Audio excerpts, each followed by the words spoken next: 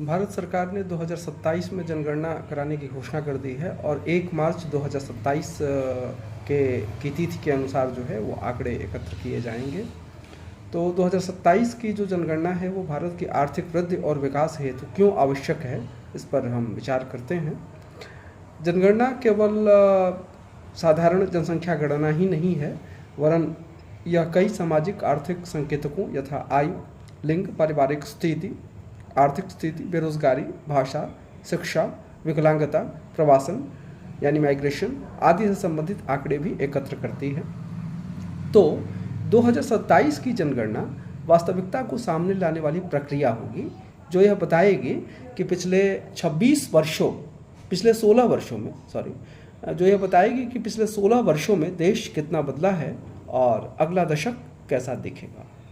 इस प्रकार यह आगामी सारे भविष्य के जो सर्वेस होंगे उन्हें सामाजिक आर्थिक विश्लेषणों और सबसे महत्वपूर्ण नीति निर्माण पॉलिसी मेकिंग का सांख्यिकीय आधार बनेगा। उदाहरण के लिए मुद्रास्फीति यानी इन्फ्लेशन को ही लें। CPI यानी कंज्यूमर प्राइस इंडेक्स में 46% भार खाद्य वस्तुओं का है।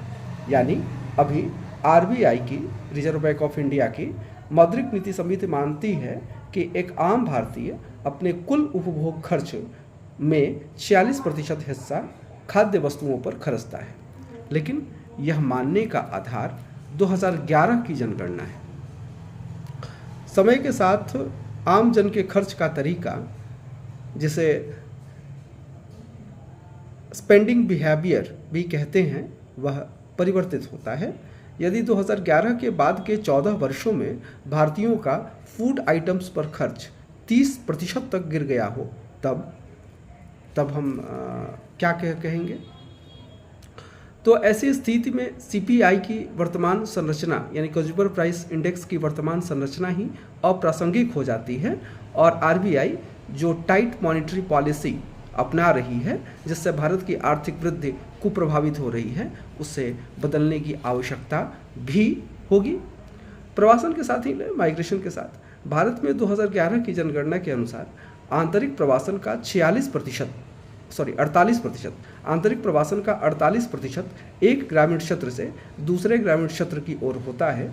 हो सकता है कि यह परिवर्तित हो गया हो।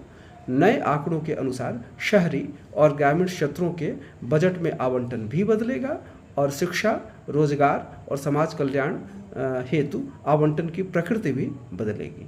अतः लब्बो लुआब यह कि जनगणना का कोई विकल्प नहीं है।